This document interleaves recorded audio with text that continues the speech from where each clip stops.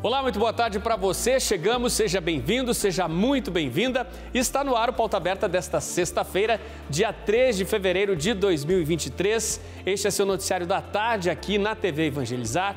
A você sempre ligadinho com a gente, muito obrigado pela sua companhia. Vamos juntos, então, a partir de agora com os nossos destaques do dia. A produção industrial brasileira termina dezembro no chamado patamar da estabilidade, o que fez com que no setor o Brasil fechasse o ano no vermelho. Os números foram divulgados nesta sexta-feira pelo IBGE. Indústrias metalúrgicas e de materiais elétricos estão entre as que sofreram as mais expressivas quedas. Um alerta à população às vésperas do Dia Mundial de Combate ao Câncer. Em menos de 20 anos, chegará a 28,4 milhões o número de pessoas com tumores malignos. O câncer deverá se tornar líder de um ranking de doenças que mais afetam a população do planeta. Se o crescimento do câncer preocupa, o número de casos de diabetes também acende o sinal amarelo. Em 30 anos, triplicou o número de casos em adultos nas Américas. Falando de economia, com o preço do material escolar nas alturas, novas ideias que surgem com a força do coração estão garantindo o início de ano letivo com tudo novinho para crianças de Curitiba. É o projeto Pinguinho de Tinta. Voluntários de toda a cidade garantem as doações para a criançada e deixam todos com sorrisos abertos. No quarto dia da viagem do Papa para a África, o embarque com a missão de levar a paz e a fraternidade ao Sudão do Sul, um dos países com mais corrupção e criminalidade do planeta. Coberto pela paixão da torcida, o Flamengo embarca em clima de festa rumo à Casa Blanca. A torcida leva na bagagem um sonho antigo, a conquista do bicampeonato mundial. E, se possível, claro, com vitória sobre o poderoso time do Real Madrid. E na quarta reportagem da série Porto Rico, Paraíso de Água Doce, nossos repórteres trazem um dos encantos mais mágicos que tornam a região um lugar quase encantado. Prepare-se, hoje você vai se deparar com as cores do pôr do sol no noroeste do Paraná. Fique ligadinho com a gente, o Pauta Aberta começou.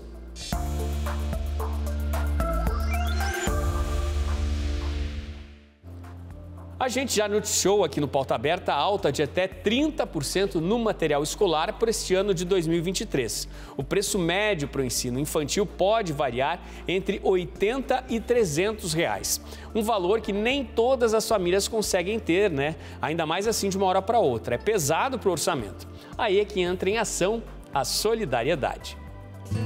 Quando várias pessoas se unem para o bem, tudo conspira para dar certo. A iniciativa desse grupo de voluntários no 5º ano de projeto é a de distribuir 2.500 kits de materiais escolares para crianças de baixa renda de Curitiba e região metropolitana. Eu participava de outros projetos sociais, participei muito tempo do Brasil Sem Frestas e ouvindo o relato de quem ia nas comunidades, a miséria que tem dentro de cada casa, eu pensei, se não tem nem o que comer, o que dirá um material escolar. Muitas crianças não queriam ir para a escola por falta de material. As doações feitas em postos de coletas ou por meio de vaquinhas virtuais se transformam em várias mochilas. Soraya conta que cada kit desses é composto por vários projetos colaboradores que confeccionam desde os estojos até a montagem dos kits. Eu brinco que chama pinguinho, porque de pinguinho em pinguinho a gente se une, né? Cada lápis é muito batalhado, né? A montagem das mochilas é feita por voluntários de todas as idades, que separam cada item com muita atenção, carinho e a curiosidade de saber quem ela vai encontrar.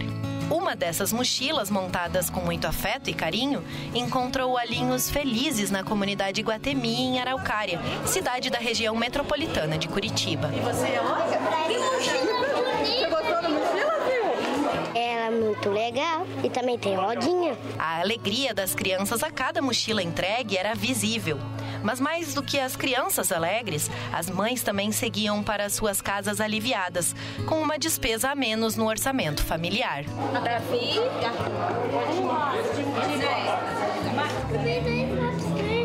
Ajuda bastante, que além do material aí vai ter uniforme, né? Então são duas crianças, duas crianças, então a gente vê a diferença. O que a gente economiza que não vai ser comprado, né? Ajuda no uniforme, um calçado, calçado, que eles usam bastante, né, nessa época também, faz a diferença. Mais de 100 famílias dessa comunidade de Araucária receberam os materiais escolares. Uma ajuda não só financeira, mas um incentivo à educação.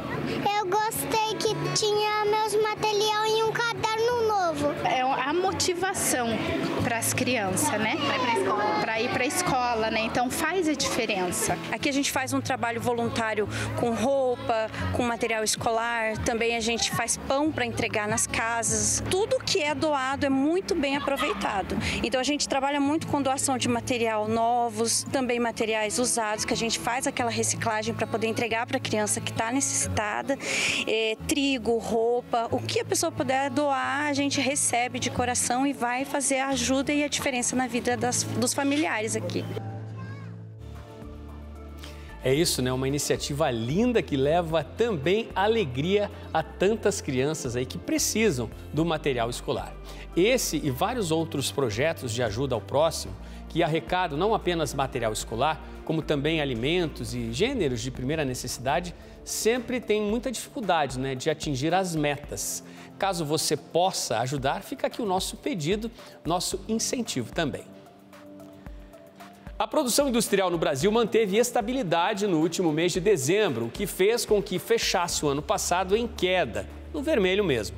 Os números foram divulgados nesta sexta pelo IBGE. Entre os meses de novembro e dezembro não houve avanços. Também não houve queda na produção industrial brasileira. O cenário de estabilidade fez com que o Brasil fechasse o ano de 2022 com nossa produção industrial no vermelho.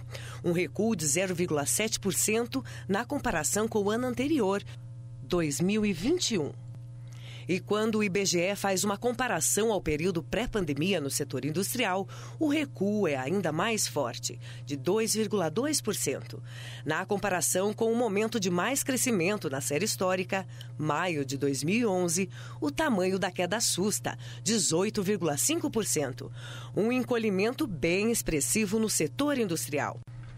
As taxas de juros em alta, a inflação em números preocupantes, com impacto severo na renda das famílias e a queda acentuada no consumo, são alguns dos fatores que contribuíram para esse cenário no fim do ano passado. O crescimento da inadimplência, as dívidas em crescimento, também deixaram mais difícil o cenário para o crescimento da indústria. As atividades que mais influenciaram este pequeno recuo foram as da indústria extrativa, com queda de 3,2%. A indústria do metal, que recuou 9%. Na metalurgia, a queda foi forte também, 5%. A indústria de máquinas, aparelhos e materiais elétricos sofreu queda de 10,7%. E a de produtos de borracha e materiais plásticos, 5,7%. As indústrias de alimentos, com avanço de 2,4% em 2022.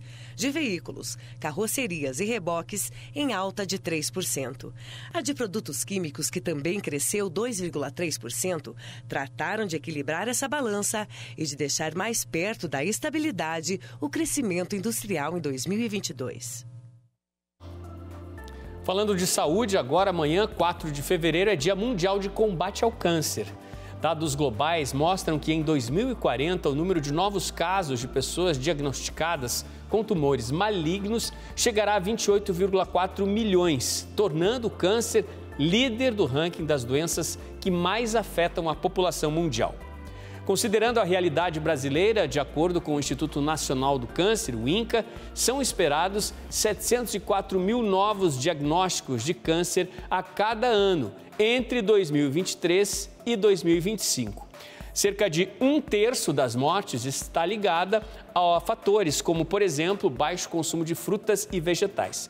Nossa equipe de reportagem conversou com um médico oncologista que tirou algumas dúvidas sobre o câncer.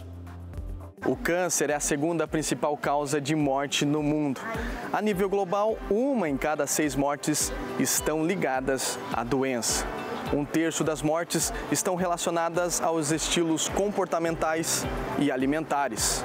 O alto índice de massa corporal, baixo consumo de frutas e verduras, a falta de exercícios físicos e o uso de álcool e tabaco. Os principais tipos de câncer mais comuns são próstata, câncer de mama, colo retal, pulmão, câncer de pele não melanoma e estômago. As chances de cura chegam a 90% quando o câncer é detectado logo no início. O câncer é uma doença das células do nosso corpo. Então, essas células passam a não ter mais um controle da divisão das células, né? E aí isso vai formando tumores. O câncer é um tipo de tumor maligno e ele pode acometer qualquer parte do nosso corpo, né? Em qualquer tipo de célula do nosso corpo. Qualquer sintoma diferente que a pessoa tenha, perda de peso, dor abdominal, dor no peito, náuseas, vômitos, diarreia, sintomas que não passam ao longo dos dias, isso requer investigação, porque pode ser um câncer ainda no estágio inicial que não está provocando dor. Então, é bem importante esse conhecimento de que o câncer, ele não dói nas fases iniciais e quando dói, pode já estar numa fase mais avançada. Pode ser hereditário e é importante que a gente tenha esse conhecimento de que apenas 10% de todos os cânceres, eles de fato têm uma origem familiar, ou seja, uma origem hereditária, aqueles genes que passam de pais para filhos. Nós não temos hoje evidências científicas que correlacionem a tristeza diretamente à causa do câncer, mas o que nós sabemos é que a depressão, a ansiedade, que levam à falta de sono, que levam a pessoa a adotar hábitos de vida ruim, então tudo isso está relacionado a um aumento de risco de diversas doenças, incluindo o câncer.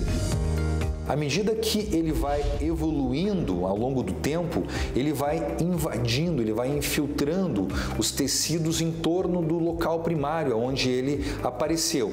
E aí ele vai infiltrando esses tecidos e vai atingindo a corrente sanguínea. E aí ele lança células na corrente sanguíneas e essas células vão se implantando pelo corpo.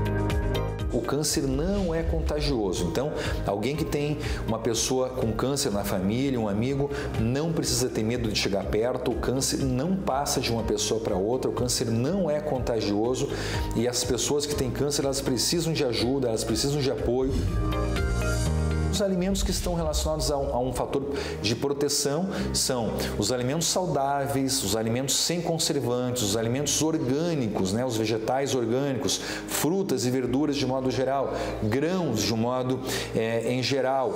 Então, uma alimentação balanceada, rica em alimentos frescos. A questão do câncer voltar está relacionada ao estágio. Então, quanto maior o estágio em que o câncer é descoberto, mesmo tratando, maior é a chance dele voltar. E por isso que esse é mais um sinal de alerta, uma informação importante, que quanto mais cedo a pessoa descobrir o seu câncer, maior é a chance de cura e menor é a chance desse câncer voltar. A gente continua falando sobre saúde, nosso assunto agora é o diabetes, com um cenário que há tempos acendeu o alerta entre os profissionais. É que nos últimos 30 anos, triplicou o número de adultos com a doença nas Américas. Números da Organização Pan-Americana de Saúde. Dentro deste mapa, inserido totalmente no contexto, o Brasil também acende o alerta para a doença. Quando tinha 15 anos de idade, Marina passou 3 dias em coma. Tudo por causa de uma complicação metabólica. Ela foi diagnosticada com diabetes tipo 1, que é quando o sistema imunológico ataca as células do pâncreas, que deixa de produzir insulina. Quanto mais atividade física eu faço, menos insulina eu tomo, e aí é mais fácil de controlar, né? Porque maior quantidade de insulina, mais probabilidade de erro. Então, quando você come menos carboidrato e você faz mais atividade física, a probabilidade de você errar é menor. Eu tenho 22 anos de diagnóstico já e não tenho nenhuma sequela. Então, eu quero conseguir um dia dar uma entrevista para você e falar, eu tenho 40 anos de diagnóstico e não tenho nenhuma sequela. Diferente do tipo 1, o diabetes tipo 2 está ligado à falta de exercícios físicos e com a má alimentação, que levam o organismo a se tornar resistente à insulina ou a não produzir o hormônio da forma que deveria. Essa alimentação, aquilo que você falou, mais ultraprocessada, o industrializado, a quantidade maior de açúcares nesses alimentos, então açúcares conservantes, e isso leva assim ao aumento de peso. E essa gordura que está aumentada no corpo leva há um aumento do diabetes, né? Essa insulina, ela não consegue ter uma ação adequada por conta da gordura, então leva a esse aumento do diabetes. Conseguir ter uma dieta saudável e uma rotina corrida pode ser um desafio. E para muita gente, nem é uma questão de escolha. 33 milhões de brasileiros vivem em situação de insegurança alimentar, ou seja, não tem garantia de acesso ao mínimo necessário, muito menos a escolher alimentos saudáveis. Segundo os dados da Organização Pan-Americana de Saúde, a diabetes é a 6ª causa de mortes nas Américas e a principal causa de cegueira em pessoas entre 40 e 74 anos, amputações de membros inferiores e doença renal crônica. A diabetes é crônica, não tem cura, mas pode ser controlada com mudanças no estilo de vida e tratamento médico. Uma dieta adequada, uma alimentação equilibrada, sem açúcares, né, que isso é super importante, carboidratos integrais e também uma atividade física, que é muito, muito, muito importante para diminuir essa glicemia alta que está no sangue. Então aí as dicas, né? É preciso se mexer e também cuidar bem da alimentação. Bom, mudando de assunto, gente, vamos falar sobre a previsão do tempo nos próximos dias. Vai ter chuva forte, principalmente no Sudeste e Centro-Oeste, no sul de Minas Gerais, em Mato Grosso do Sul e também no Rio de Janeiro. Meu nome é Williams Bini, sou meteorologista e hoje estou usando aqui os recursos do estúdio da Climatempo para dar um panorama com relação à previsão agrometeorológica para os próximos dias. Eu trouxe aqui um mapa que mostra o acumulado para os próximos 5 dias, a partir do dia 3 até o dia 7 de fevereiro. O destaque continua sendo os elevados volumes, inclusive com transtornos aqui para a região sudeste, e deve voltar a chover forte também sobre o Mato Grosso do Sul, um estado que até então vinha tendo chuvas irregulares. Então chove desde Rio de Janeiro, sul de Minas, São Paulo, Mato Grosso do Sul, também Goiânia, chove também aqui na região norte do Brasil. Eu queria chamar a atenção também para o sul do Brasil. A região metropolitana de Porto Alegre já vinha sofrendo com relação à estiagem, mas a previsão dos próximos dias já é de um retorno das chuvas gradativo. 20 milímetros deve melhorar as condições de solo para o sul do país. Em Mandaguari, na região noroeste do Paraná, a Feira Expo Cocari apresenta as inovações para melhorar os resultados para o homem do campo. A exposição, promovida pela Cocari, Cooperativa Agropecuária e Industrial, recebeu produtores para um dia de campo em seu centro tecnológico, localizado no município de Mandaguari, região noroeste do Paraná. A Expo Cocari 2023 apresentou soluções que ajudam a melhorar o desempenho dentro das propriedades rurais. Durante 2 dias, o público vê de perto o resultado de práticas de manejo para a agricultura e agropecuária, as novidades em maquinários e também tem a oportunidade de fechar negócios. Hoje está muito arraigado na cultura do produtor que tecnologia, inovação e manejo não tem como fugir para que ele melhore a rentabilidade, o resultado, a produtividade do negócio dele. Então os produtores que estiverem vindo aqui, eles vão conhecer os fornecedores, os principais fornecedores a nível internacional, digamos assim, as nossas multinacionais. Então vai conhecer os defensivos, os insumos para que ele possa estar adquirindo, novas tecnologias e lançamentos de cultivares, de soja, de milho também. Um dos principais estandes da feira, o da inovação agrícola, apresentou alguns dos recursos tecnológicos disponíveis para o homem do campo. A gente vai apresentar a eficiência da aplicação com drone, né? Temos ali a experimento hoje de luz negra, né, que a gente vai demonstrar ali na aplicação de soja e de milho, a eficiência dessa aplicação desde o nível mais alto ali da planta até o médio nível e chegando no bacheiro, né? Então a gente consegue demonstrar isso através dessa dinâmica de luz negra. A Expo Cocari é o momento em que cooperados de vários municípios do Paraná e também de outros estados buscam mais conhecimento para melhorar a produtividade e rentabilidade em suas propriedades. A gente sempre visita os estandes das exposições e agora estamos aqui na Cocari para conhecer novas variedades, controles, manejos e também ver novos equipamentos, né, novas tecnologias na parte de equipamentos e máquinas agrícolas. É isso, né? Um momento de encontros e também de oportunidades. Vamos para o intervalo, gente. No próximo bloco, o embarque do Flamengo em clima de festa e nos braços da torcida rumo ao Mundial do Marrocos. E também mais detalhes e curiosidades de um paraíso. Você não pode perder nossa quarta reportagem da série Porto Rico, Paraíso de Água Doce. Fica ligadinho aí que eu volto já.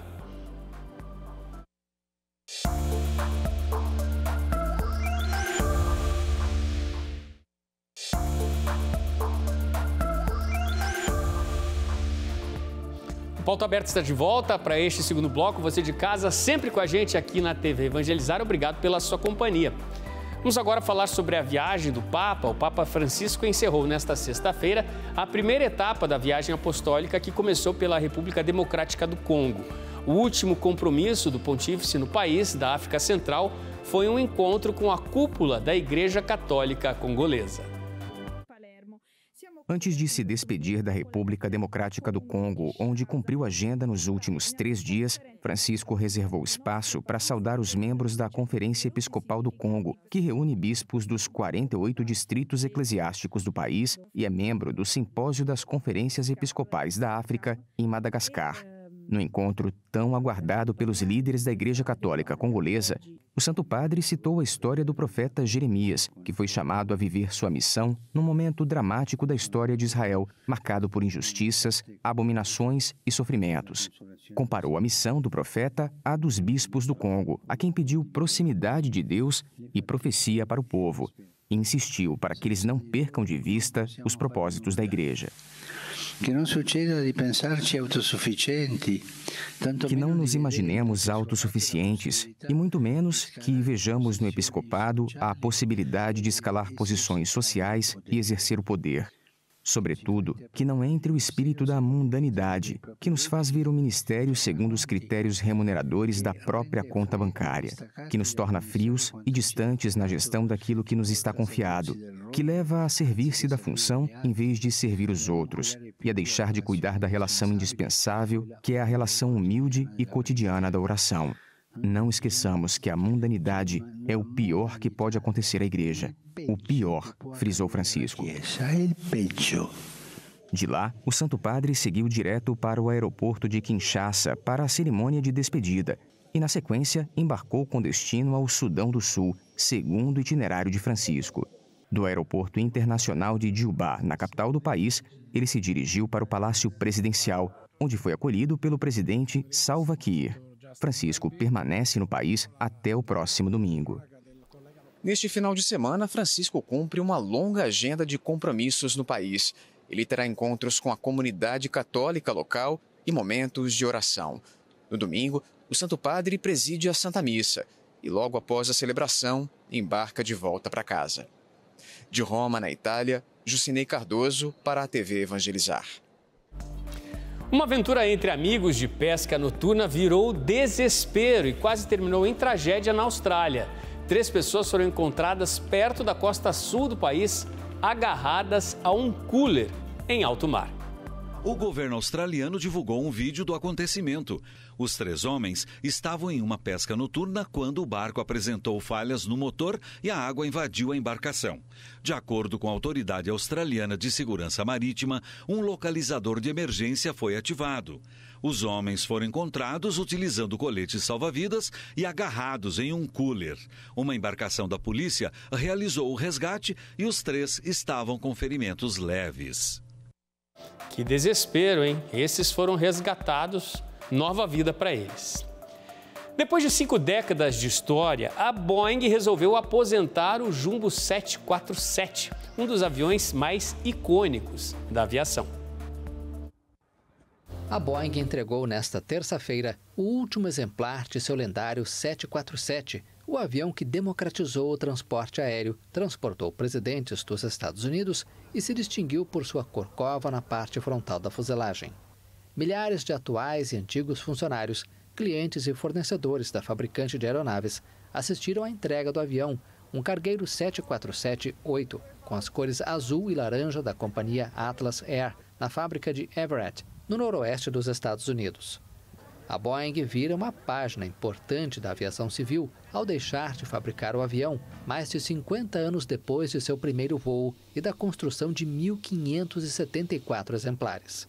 Graças ao seu tamanho, alcance e eficiência, O 747 permitiu que a classe média se aventurasse para fora da Europa ou dos Estados Unidos, com passagens cada vez mais acessíveis, mesmo durante a crise do petróleo dos anos 70. A história do 747 começou na década de 60, quando o transporte aéreo se popularizou e os aeroportos tiveram de enfrentar um aumento do tráfego. A pedido da Panam, a Boeing decidiu construir um avião que pudesse transportar muito mais passageiros. Deixou de ser fabricado, né, o velho jumbo, mas aqui uma opinião muito pessoal, né? Eu continuo a achar o avião mais bonito. Vamos falar de astronomia agora. Já é possível ver o cometa verde, que está de passagem pelo céu do Brasil. Depois de 50 anos, o chamado Cometa Verde vai passar novamente pela Terra. Aqui no Brasil e em todo o Hemisfério Sul, ele está visível desde o 1º de fevereiro e deve permanecer até o dia 10 deste mês. Para ver o cometa, é preciso estar em um local bem escuro, já que o brilho do astro é considerado fraco e está no limite do que o olho humano consegue enxergar. O cometa verde é visível a olho nu, mas, para facilitar, é recomendado o uso de um binóculo.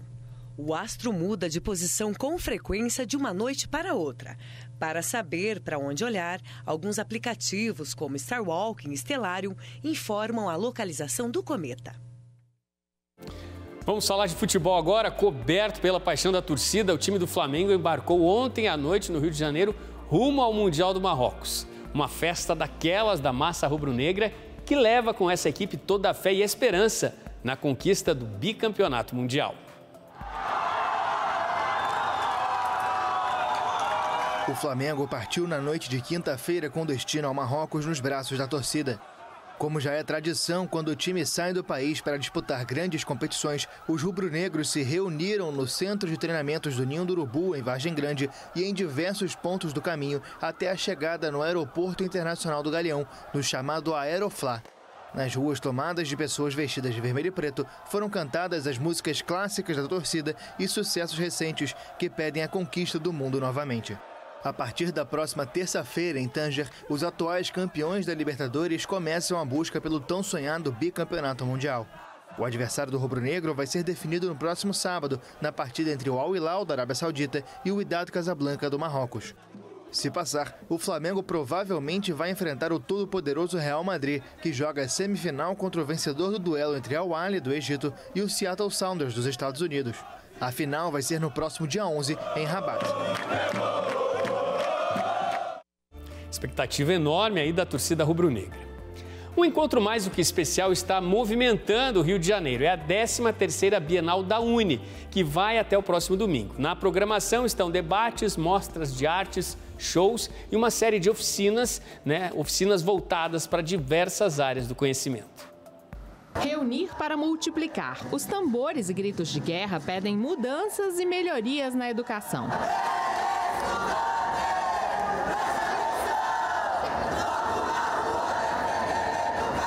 A Bienal da Uni reúne até o próximo domingo cerca de 10 mil estudantes de todo o país na Fundição Progresso, no Rio de Janeiro. Jovens que chegam com vontade de discutir a cultura e os rumos do país. Cada vez mais ampliar o nosso acesso ao orçamento, né?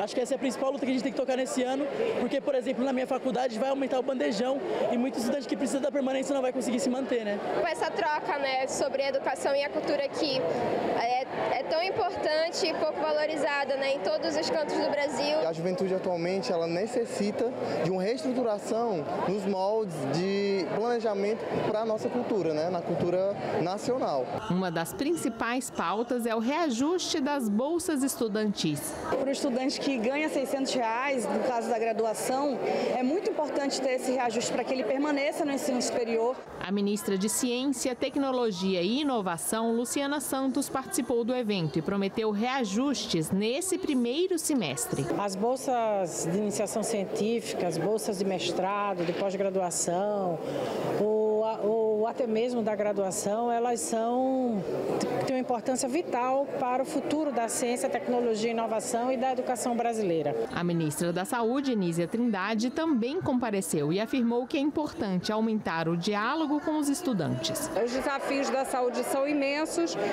desde a atenção à saúde mental, e também é uma agenda que a Uni vem defendendo, que é a agenda da autonomia do país nos produtos de saúde, nas vacinas, nos medicamentos. Em São José dos Pinhais, na Grande Curitiba, cultivar as tradições italianas é um dos prazeres em algumas das centenas de sítios e chácaras que se espalham pelo município. Afinal, são muitos anos de história. Entre 1870 e 1920, de acordo com o IBGE, os italianos representavam 42% de todos os imigrantes que chegavam ao Brasil. Esta presença se deu com mais força nos estados do Sul e Sudeste, onde é evidente a quantidade de descendentes. E nestes locais formaram-se as colônias italianas. Nessas colônias, as tradições se mantêm vivas.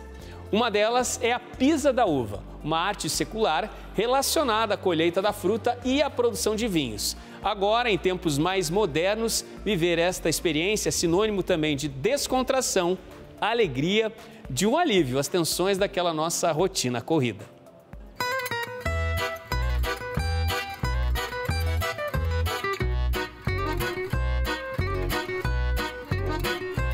Debaixo de um parreiral e ao som de sanfona e violão, visitantes e turistas tomam um café colonial e ainda têm a experiência de colher uvas. Esses são alguns dos programas oferecidos em um pedaço da Itália aqui no Brasil. É muito legal. Eu não acredito que fique tão perto de Curitiba, um lugar como esse, né?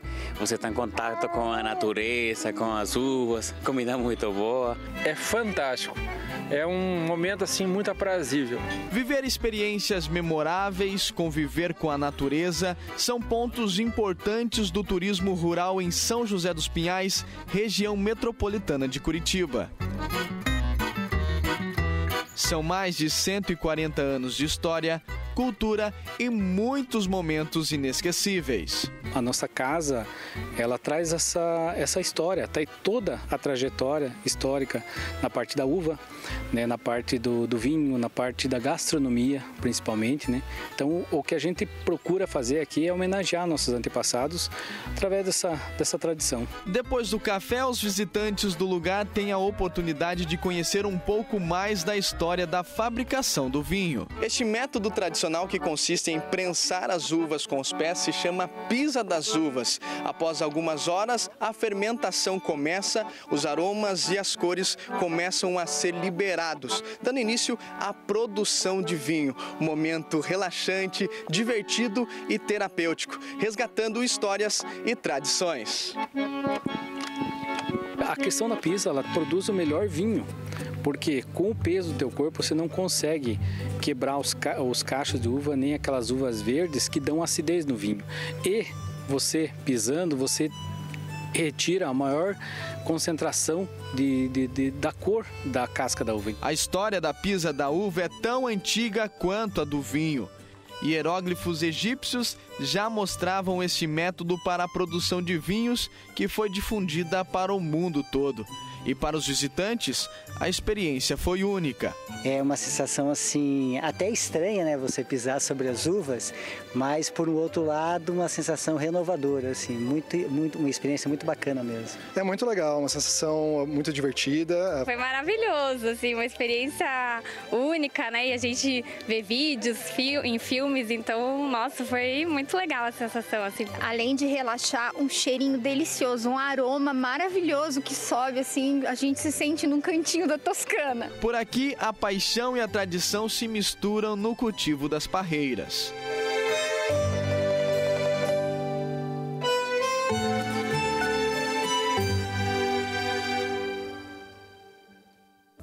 Quantas tradições, né? Os visitantes adoram, né, viver essa experiência. A gente viu que o Lucas também adorou e mostrou ritmo ali na Pisa da Uva. Mudando de assunto, gente, hoje é a última reportagem da série Expedição Porto Rico, um paraíso de água doce. Destacamos as belezas naturais e a tranquilidade do lugar que atrai e encanta os turistas. O pôr do sol é um espetáculo à parte.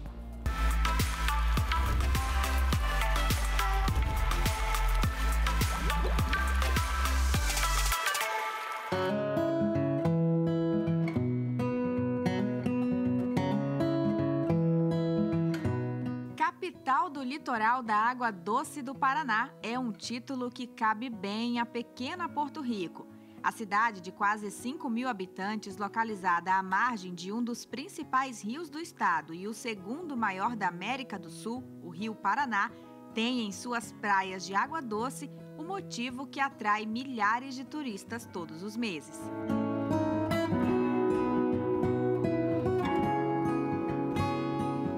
Lindo, maravilhoso, me surpreendeu como cresceu, como está bonito, o lazer está muito legal aqui. Eu e minha família gostamos muito da natureza, desse ambiente assim gostoso, a gente gosta de vir participar, né, e estar junto com a natureza, a gente ama fazer isso.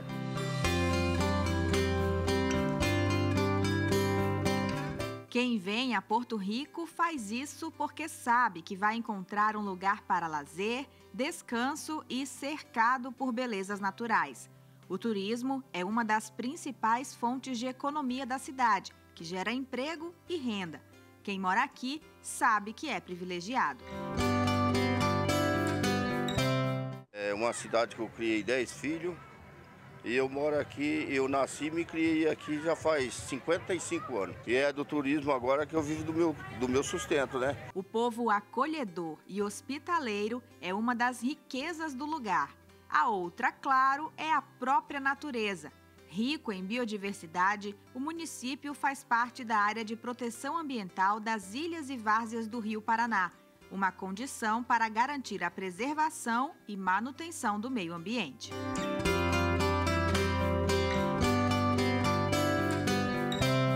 Porto Rico é também um lugar para matar a saudade e se reencontrar. Eu morei aqui há muitos anos atrás, né, desde pequenininha.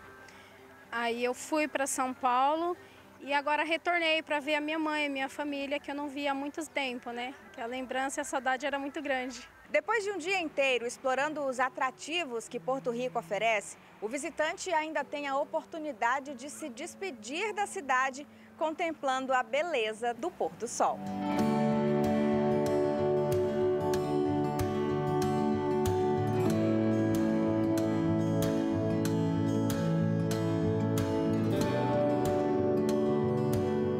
Que une seu brilho ao das águas do Paranazão, oferecendo um verdadeiro espetáculo que encanta.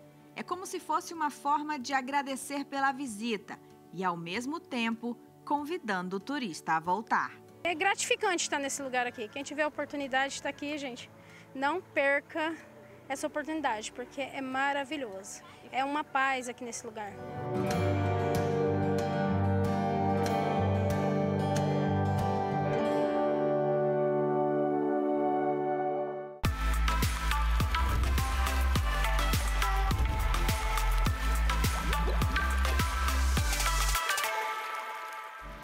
Linda Porto Rico, belíssima série de reportagens da nossa Luciana Macedo.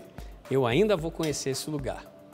E depois do lindo pôr do sol, no noroeste do Paraná, a gente hoje se despede. Um excelente fim de tarde para você. Ótimo fim de semana. Temos novo encontro na segunda-feira. Até lá!